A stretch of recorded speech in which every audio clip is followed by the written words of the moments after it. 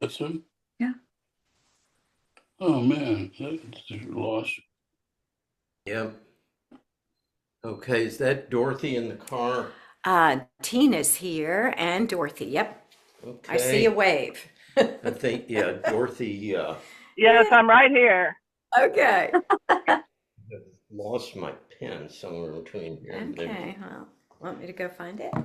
Um, maybe Keely could find it in my box on my table, on the dining room table. Thank you, Keely. Thank you. So this morning, I wanted to start off kind of weaving two things together and seeing how this works. So y'all get the guinea pigs today. Thank you. I hope you don't mind. Uh, Hey, so, Help silence. thank you. And here comes Brad. yeah, All right. Silencing everybody.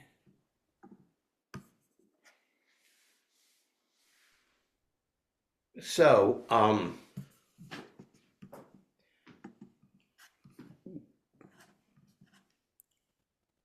the kind of theme is theme of self-reconciling. Probably the biggest problem, as I keep harping on for us Westerners, is the self-hate that we carry. We take it so for granted that it's not even noticeable. It's like the Protestant work ethic. If you ask people what it was, they couldn't tell you, and yet it informs almost every choice we make in the United States. It's the same way with this idea that somehow, if we've done wrong, we are out of favor with God, and we have to do some kind of punishment in order to get reconciled once again. Um, and that's one understanding of how it feels to have made a mistake and the kind of shame that gets induced. And that shame is in some ways a healthy shame and is, in matter of fact, an indication of your essential goodness. So in Buddhist thought, the simple awareness that I've done something that's caused harm for myself or for others is enough. They stop right there and they don't go to any kind of punishment. You're not going to find that, all right? Because they say in that simple awareness that I don't want to do that because it hurts my heart, because it's against my essential nature, you have already changed. So the point is not to dwell, again, that thing of having a choice between what am I going to pay attention to? Do I pay attention to the constriction that is caused, or do I pay attention to the call to expansiveness that's behind that desire to be free of the shame and the constriction? So the goal in this way of approaching the world is to improve my awareness so that I don't make that mistake the next time, if that makes any sense. So this is a poem, again, from the Sufi tradition that says, overcome any bitterness that may have come because you were not up to the magnitude of the pain that was entrusted to you. Listen to that. And who is this attributed to? It's a Sufi teaching, teacher. Overcome any bitterness towards yourself that may have come because you were not up to the magnitude of the pain that was entrusted to you. And what's that saying is that most of us are going to constrict when the pain is too intense. That's not going to stop in childhood. You're still doing it today.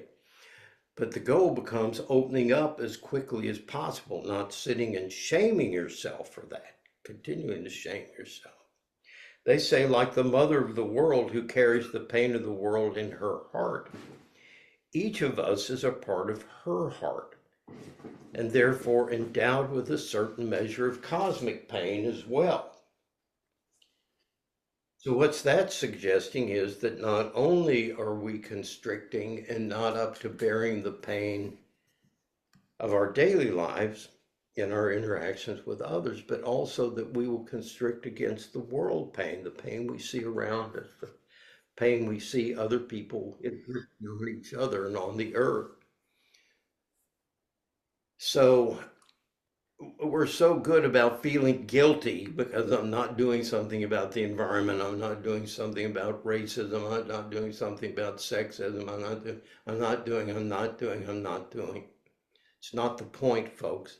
The point is to turn back around and realize what's behind that thought, what's causing it. And the cause is like a mother wanting to ease the pain of the world, okay? It's not something you're going to fix, okay? It's something that you're going to sit with, okay?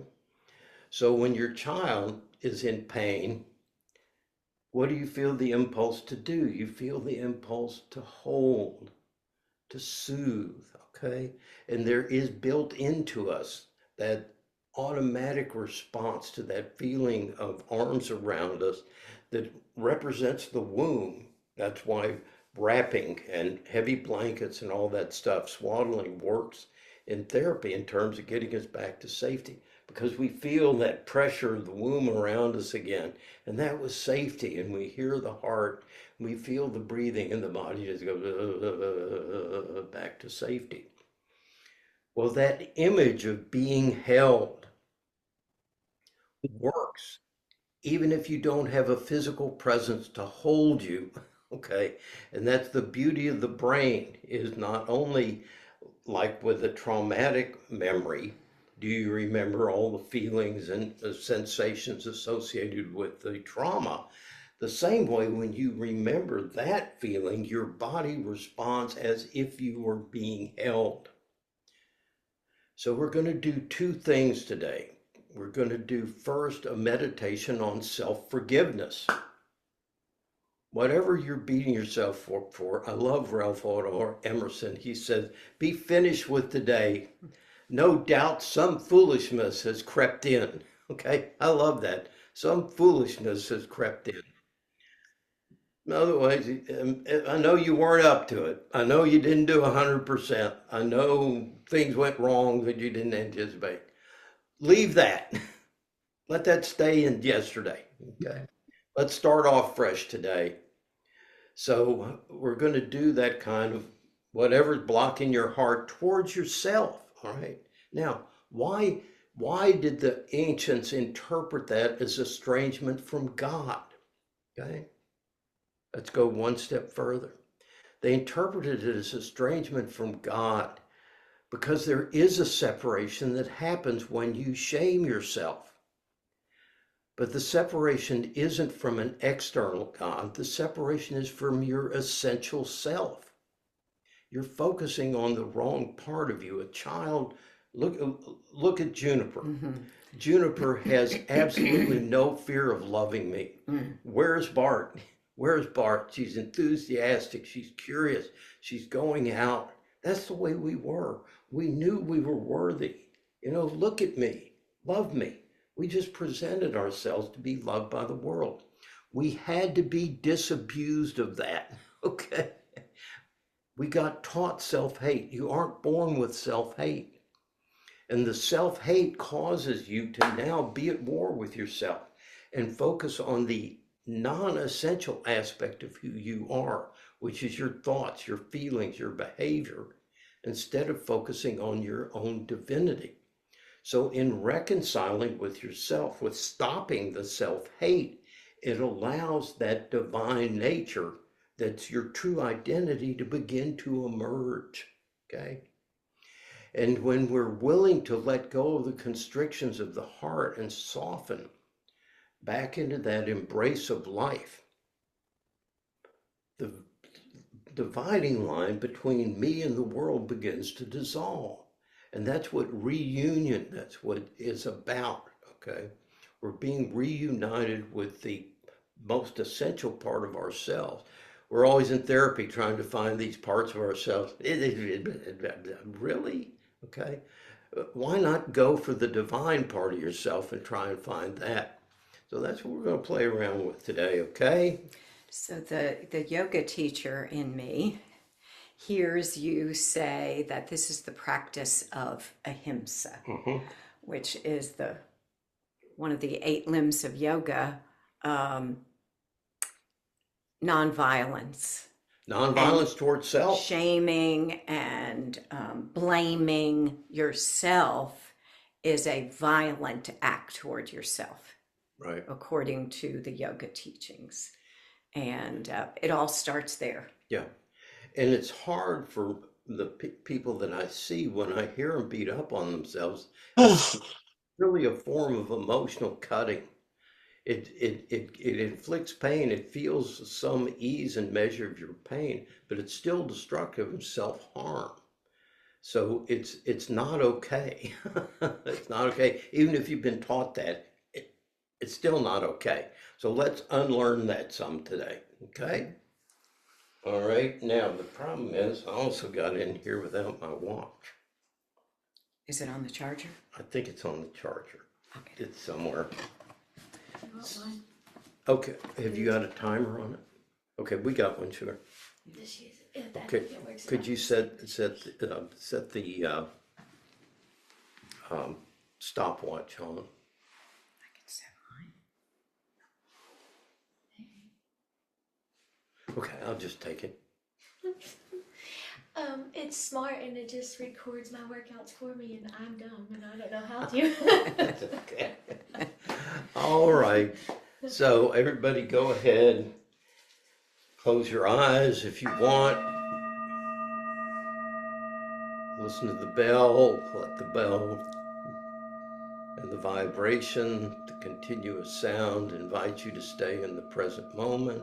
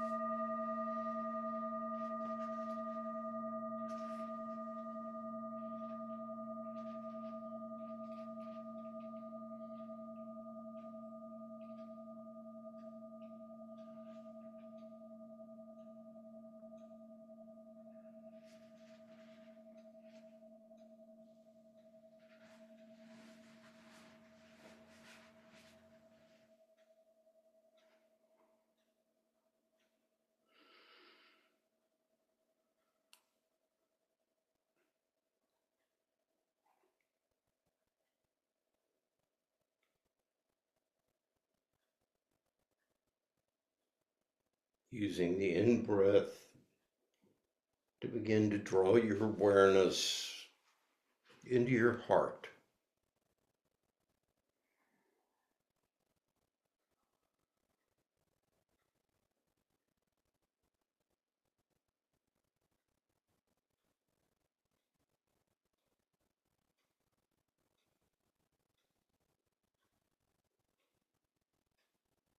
Breathing through the top of your head, which brings in the yang energies, the masculine energies of spaciousness,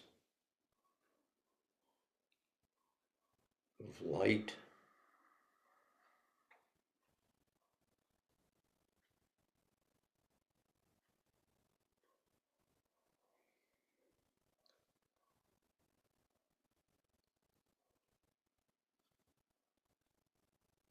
Of inspiration and enthusiasm, of awareness.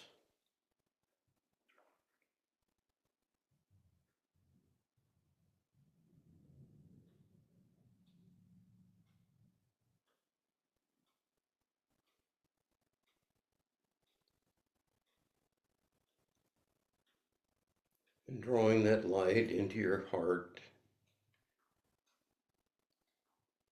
become aware of your shadow side, which is simply the part of you that you ignore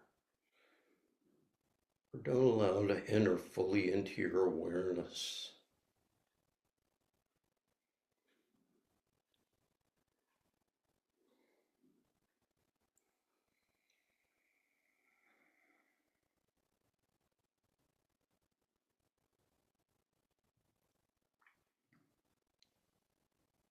Becoming aware of any self-recrimination that you've been indulging in lately.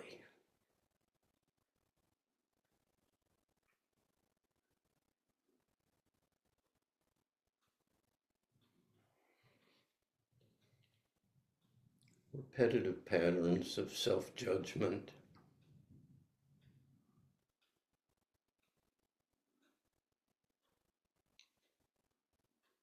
self-blame,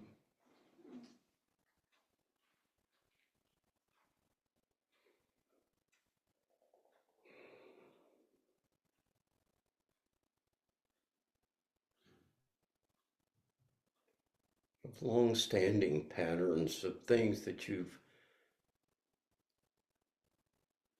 found that you can't forgive about yourself. And maybe beyond that, feel that you shouldn't forgive yourself for.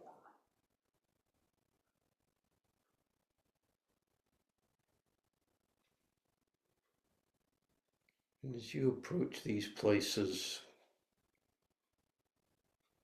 see how your body responds. Any emerging tightness, any constriction, trying to deny access to this part of yourself.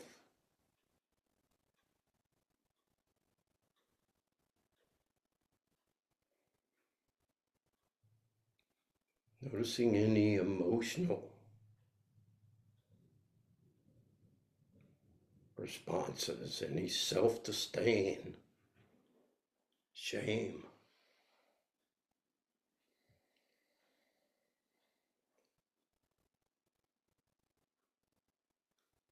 Feelings of unworthiness.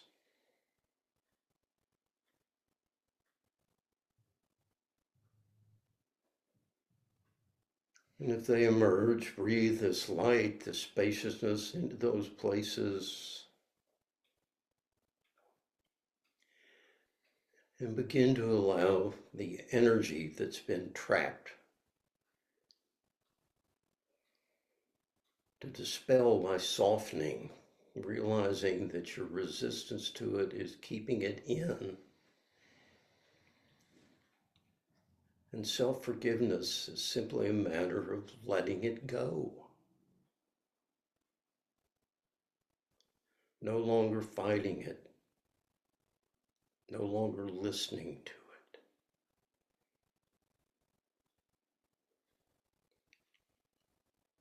Freeing yourself from your past so that you can be present in this moment.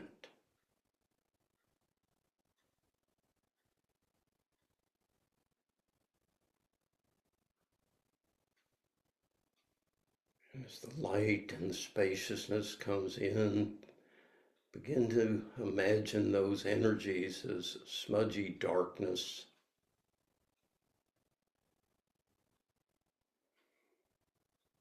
That begins to dispel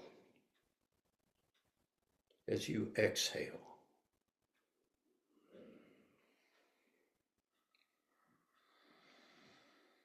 Consciously releasing any guilt, any shame, self-doubt.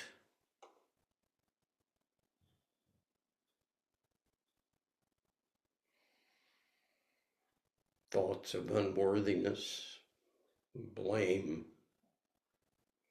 judgment. Exhale with each breath.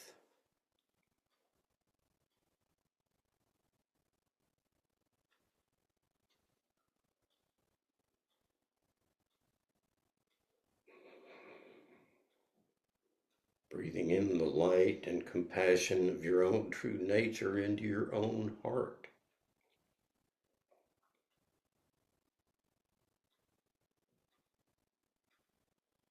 And opening to receive forgiveness from yourself, which simply means no longer pushing this part of yourself away.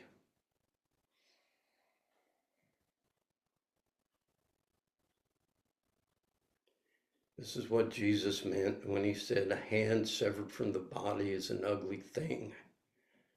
When we only see this part of us and not its relationship to the whole of who we are, it becomes ugly. But as it stands in the clear light of compassion, awareness without judgment, it's simply human.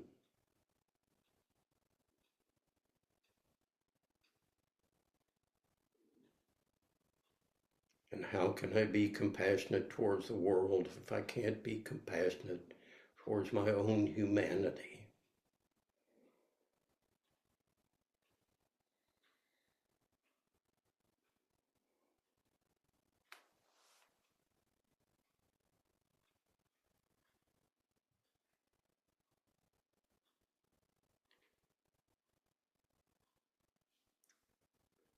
Breathing in awareness, letting go of other people's shaming energy.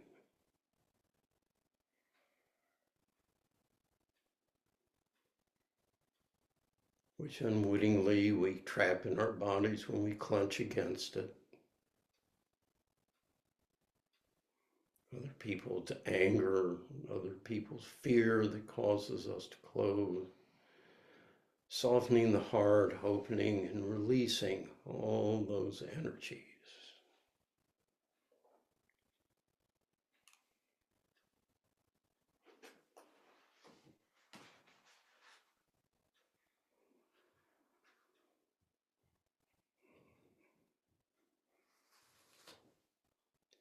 And imagine these parts of you standing before you.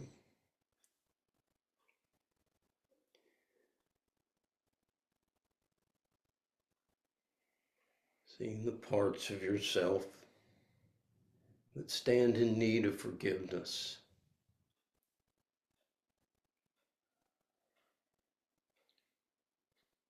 Remembering Jesus' statement about our power to forgive each other. We have the same power to forgive ourselves. And turning your awareness toward these parts of yourself, say gently in your heart, I forgive you.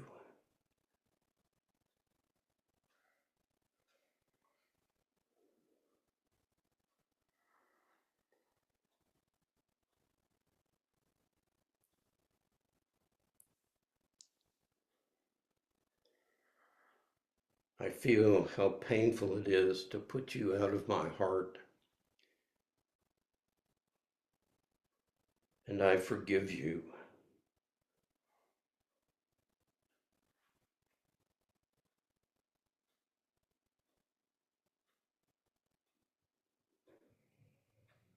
Using your own name, saying, I truly forgive you for all that you did.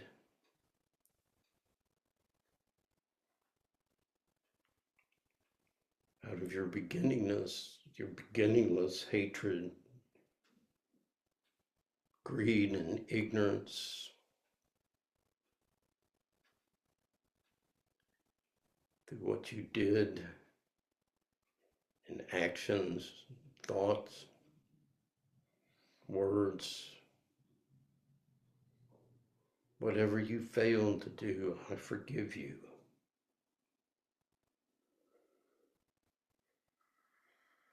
And if you feel any resistance to receiving forgiveness, if the conditioned mind wants to persecute you, just feel the density, feel the constrictions and the pain being caused, and just soften. touching that unkind mind with forgiveness. I forgive you too.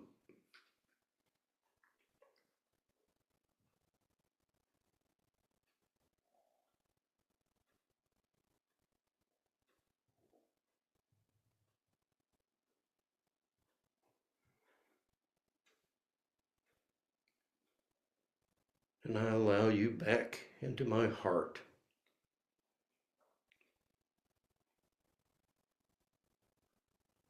I welcome you home.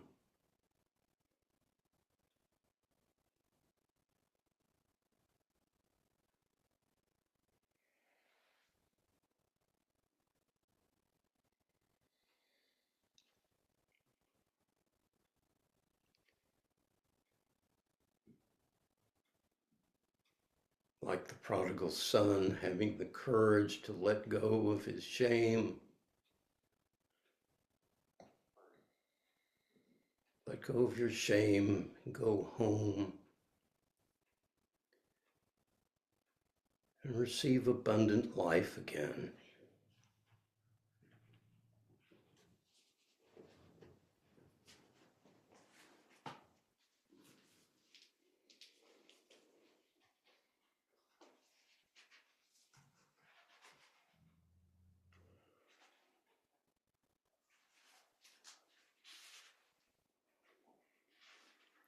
And now bring to mind the image or sense of a spiritual figure or deity that you associate with compassion.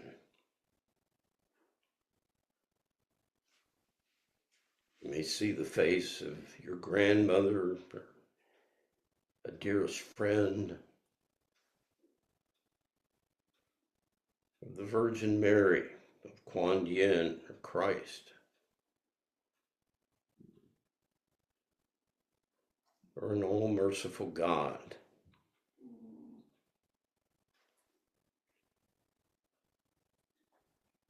And invoke the presence of this spiritual power.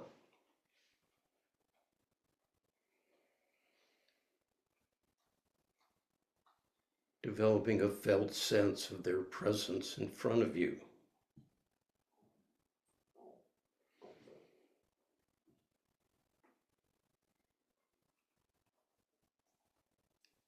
Feeling this being gazing at you with unconditional love and acceptance.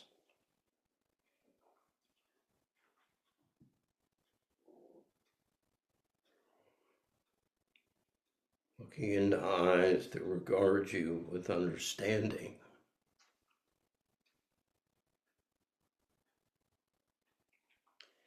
And placing your attention on your heart, be aware of your longing to be reunited with something you'd forgotten. Something so fundamental to your well-being that you've buried the pain that its absence causes because it feels too great to bear.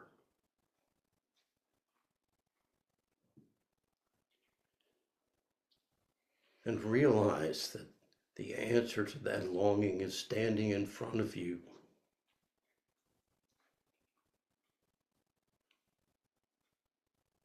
Placing your awareness on your heart, feeling that longing, and then opening it to this compassionate being who is absolutely present to you and available.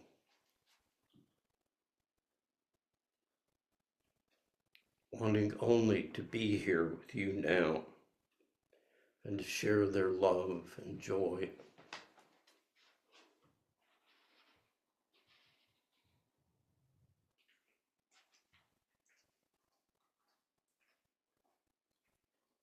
Experiences in this being's presence as a radiant and boundless field of light and love, joy, acceptance.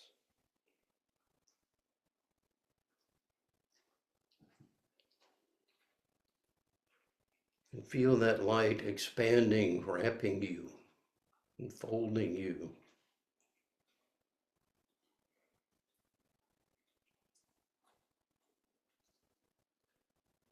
Imagine being held in this loving being's embrace.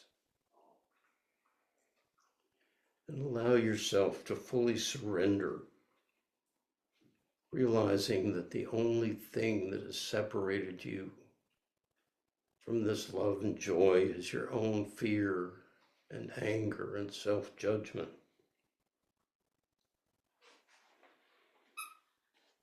And allow your entire heart and mind to relax and release and merge with this loving awareness, filling you with light.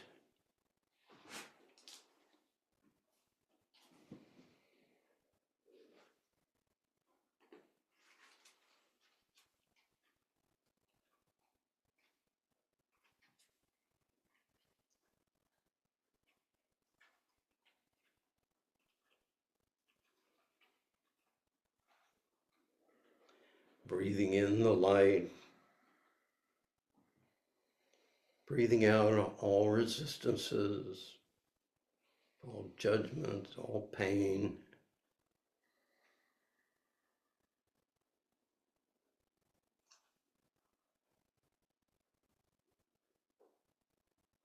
And as you exhale, notice that the exhale gets brighter.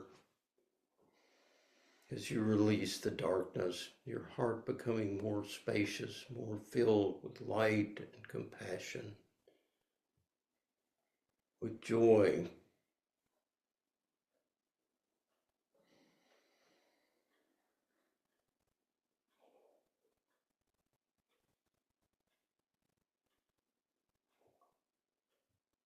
Light drawn in, getting brighter and stronger. A golden focal point at the center of your heart.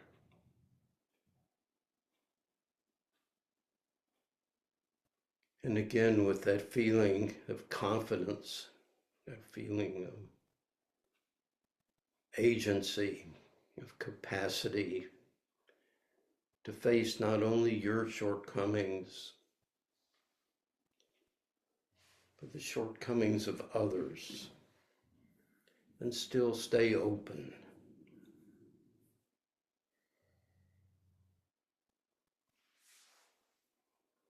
As you breathe out the light,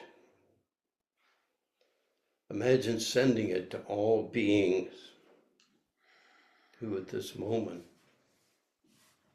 are harming themselves with self-judgment and self-criticism,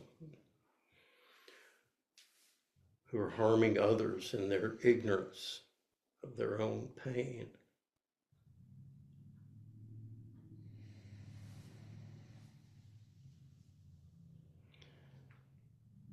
Breathing in that love, compassion, and light from the Mother.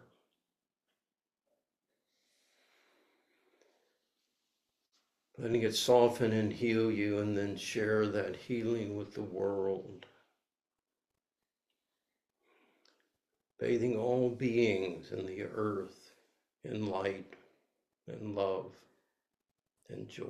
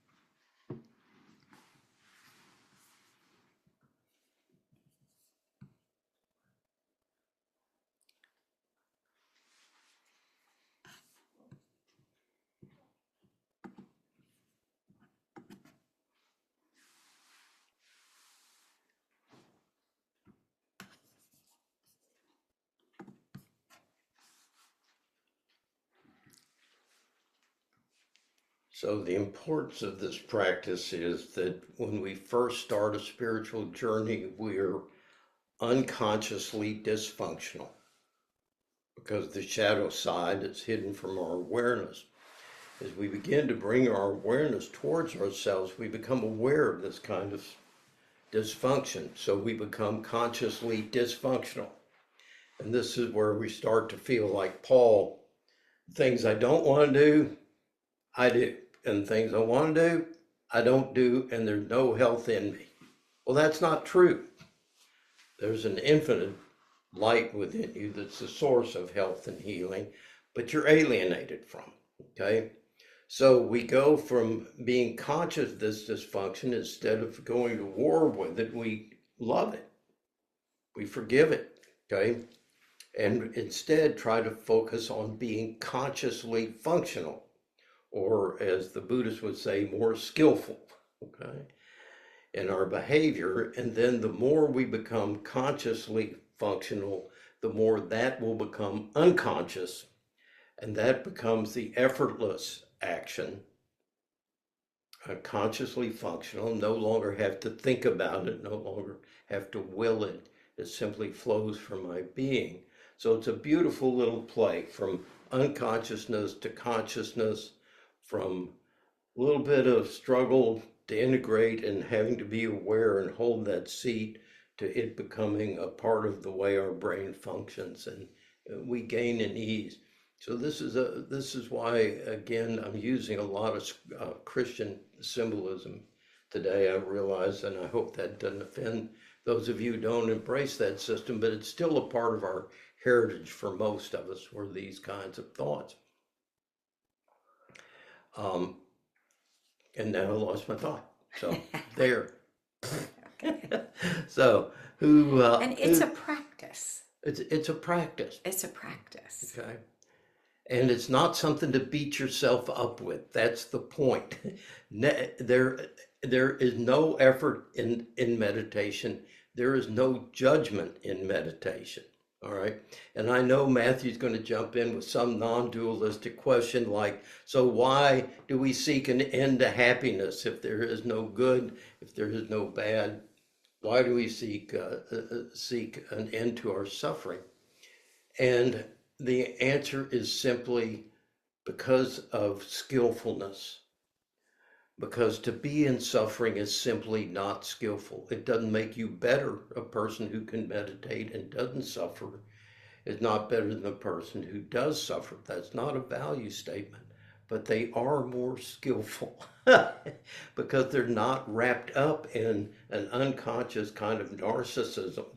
And yes, I'm going to call you all narcissists, and I call myself a narcissist, to be self-involved with my own perfectionism, my own self-improvement. All of that's ego.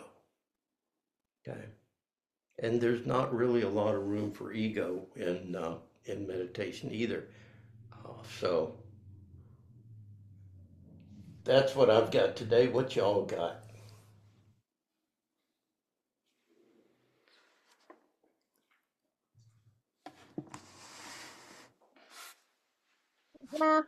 Hi, Bart. Thank you.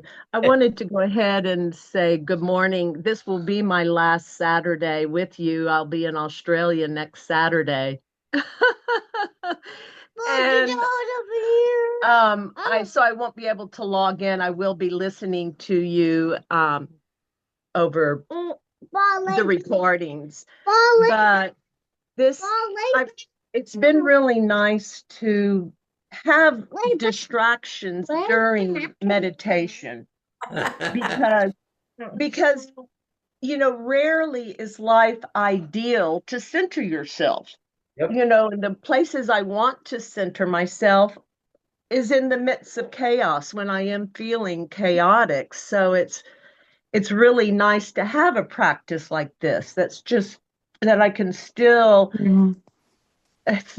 go through the suffering and the bringing in the light, and it doesn't matter. I don't have to have everything perfect to heal. So it's really nice to try to just maintain the space of where we're going in meditation while all this is happening. That's great. So I just wanted to say thank you so much, everyone. I'm going to miss you a lot. I'm only going to be gone 3 months from the country. And so I will be seeing you again. It feels like forever, but thank you, everyone. Well, you. you have a great trip and send some of that Aussie energy up here. Yeah. I need to tell you the name of a band that I just discovered down there. They look like the Allman Brothers, but the guy sings, he's white guy who sings like Otis Redding. Some brothers, Australian brothers, they're an incredible blues band. So What's their name again? I don't know. I'll have to send that out to you. Thank you. Okay. Anybody else?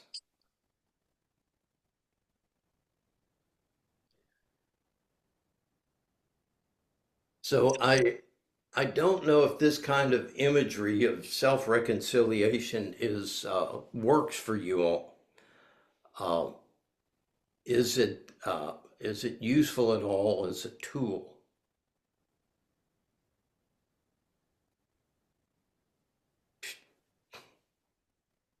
I'm overwhelmed by the sound. Okay, I got one thumbs up.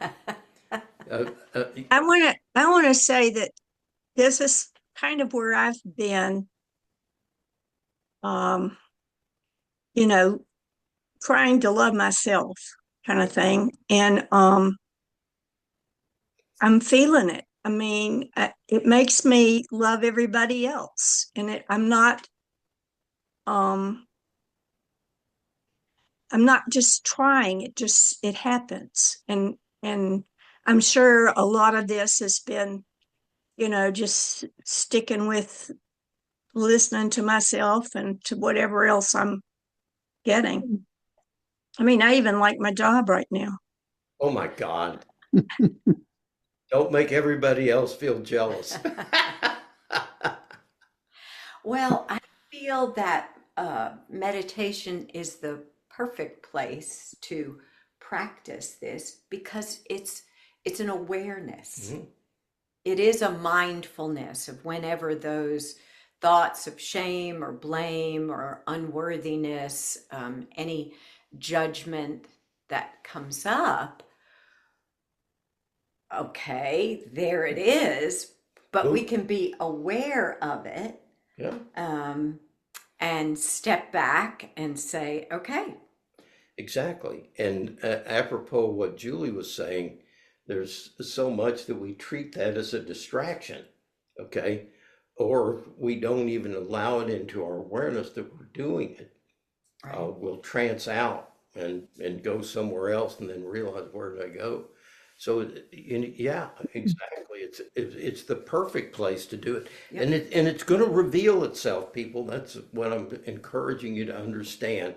So if you think of this clenching as creating a pressurized system behind it, and the more energy you've trapped, the more pressurized that system is.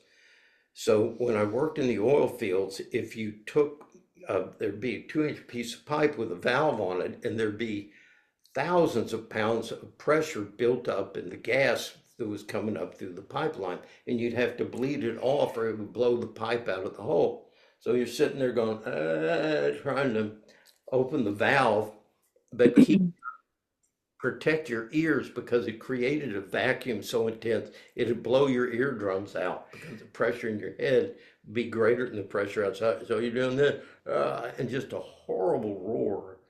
Come back 5 hours later and it's a whisper.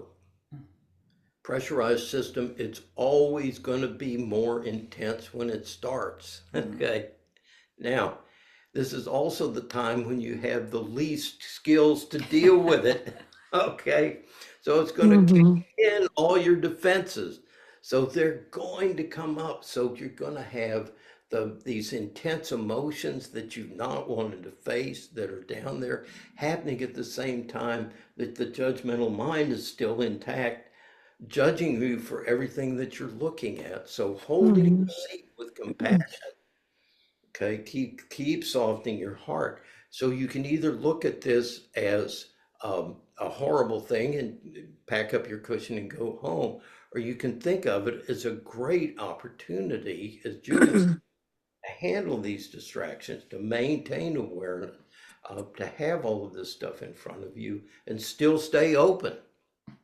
Practice that, as Michael Singer says, don't close no matter what. I love that. There's no good reason to close. You will close because it's too intense, but don't build a reason into it. Okay. So this is Dana Of Falls, course it is. which I think is addressing exactly what you're saying. Go for it. And here's what she has to say. The moment your eyes are open, seize the day. Would you hold back when the beloved beckons? Would you deliver your litany of sins like a child's collection of seashells, prized and labeled? No, I can't step across the threshold, you say, eyes downcast. I'm not worthy. I'm afraid, and my motives aren't pure. I'm not perfect, and surely I haven't practiced nearly enough. My meditation isn't deep, and my prayers are sometimes insincere. I still chew my fingernails, and the refrigerator isn't clean. Do you value your reasons for staying small more than the light shining through the open door? Forgive yourself. Now is the only time you have to be whole. Now is the sole moment that exists to live in the light of your true self. Perfection is not a prerequisite for anything but pain. Please, oh please, don't continue to believe in your disbelief. Today is the day of your awakening. And what's the name of that? Awakening now. Yeah, that's perfect. Says it all. Says it all. So those of you who don't know Dana Falls, again, she's a Kripalu teacher, the guru, Linnell's guru.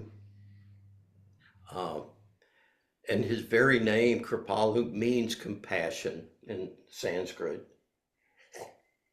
And she got turned on to it when she heard his other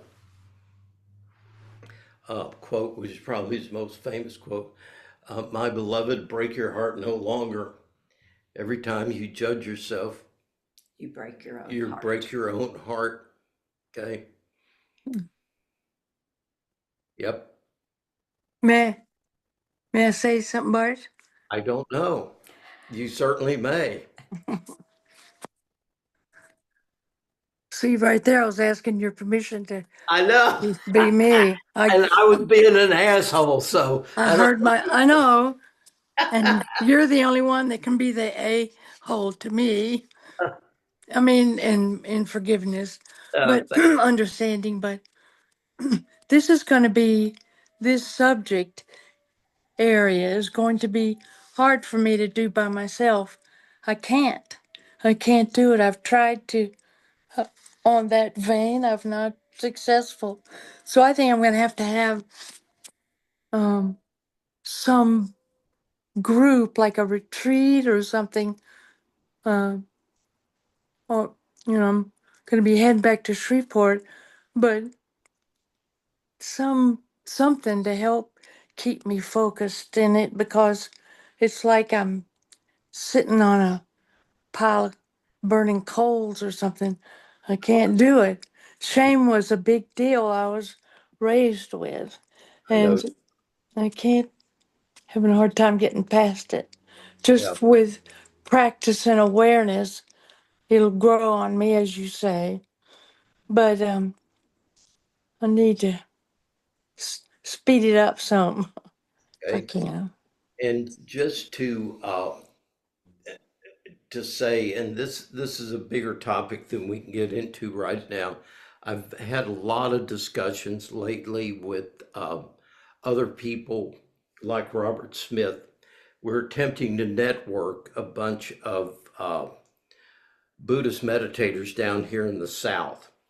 And I was looking up, Thich Nhat Hanh has several centers that you can go to. Goenko has one in Dallas, just outside of Dallas. Problem with Goenko is it's a little bit cultish and a little bit severe in that he has extended meditation practices that he doesn't allow you to get off your seat, which for those of us who are older doesn't necessarily work well. But there are places, and that's the purpose of extended spiritual retreats. You can go to a Catholic center. You can go to any number of places that simply represent sanctuary and safety. And there will always be a spiritual director there to help you deal with this, since it is a fundamental human concern. So, Okay. Sharon, a look around you. How many faces do you see? Okay, you're not alone. You just said you're alone, and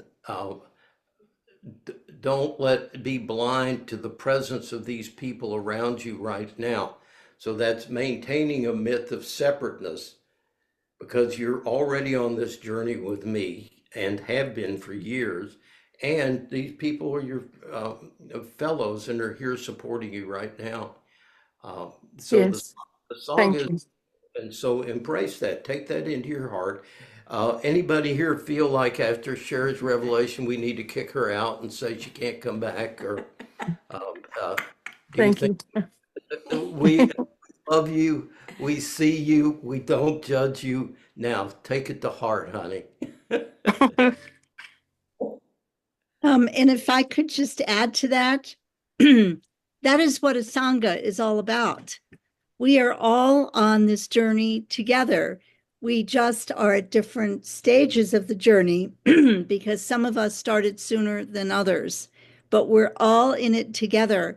And in a Sangha, we support each other and we have compassion for each other's journey and where they are in the journey. And there's no judgment or blame or anything like that, because we all are dealing with the same thing at various stages. So this is the place where you are safe, in your Sangha. Maybe other places too, but certainly here. Thank you. And yes, and I hope all of you, no matter how short a time you've been coming, that feeling extends, and it's real. I mean, the feeling of acceptance that comes in these groups. For me, it came through AA, and I say in my recovery, I want to thank you all for loving me and for holding up a vision of me that I couldn't see long enough for me to risk believing it about myself. That people could see my flaws, see what I'd done wrong, and still love me. They kept letting me come back. As a matter of fact, after the meetings, they go, keep coming back, keep coming back. I'm going, shit, somebody actually wants me to come back. That's a first in my life. So there are places, a lot of places out there, and don't ignore 12-step programs. And again, I've got to say, it goes just like any organization, from the conservative big book thumpers, which are not going to appeal to you, to the people who are more spiritual, more open, more accepting. Find that group if you need it. So we all qualify for some 12-step group. We're all recovering from something. Yeah, I'm recovering from wise ass. I'm a recovering teacher. Yes. If you look at her Facebook page, her contact sheet, it says, gratefully recovering teacher. Public school teacher. Some part of me thinks I ought to go straight to wise ass to heal past the other side. Anyway, thank you. Thank you, Sherry. All right, folks, it is. So there's a little thing in the chat from Pam. Do you want to read it, Pam? No. She just got a text from Tiffany, who overslept and had a migraine. She misses us, and I'll see everybody next weekend. Great. So we're grateful for that little Did you message. let Corinne in? Where is she? Oh, she showed up. Oh, I You don't didn't see her. it. Okay. Well, And as a side note, Nandi won his first wiener race last. Hey. Came in first place on his first race. Okay. All right. What kind of incentive did you? He's either going to be spectacular or he's going to do some dumbass thing. The next race, he's way out ahead of everybody and takes a right-hand turn and goes to a photographer instead of Liddell Run straight to the photographer. and totally ADD'd on it because he's my boy. And So, then he notices Liddell and remembers what he's supposed to do, runs to her, and still came in second place. So yeah. he was- Anyway, it Hey, was, dumbass. it was Good a boy. fun- We love you. Oh, yeah. Oh. So, Dumbass. he is a dumbass. I'm a dumbass. We love dumbasses. I'm a dumbass. You're a dumbass. Wow. Talk about You like to be No judgment. No, that's not a no judgment. judgment against people's dogs. That'll get you in big trouble. Only if you hear negative energy behind dumbass. It's just a word. So let's calm ourselves out. I've got to go do Tai Chi. The world is awaiting And my sing. dance. All right. Deep breath in. And a wow. And a wow, please. Okay. For Tim. 3 ohms And a and a wow. wow. Deep breath in.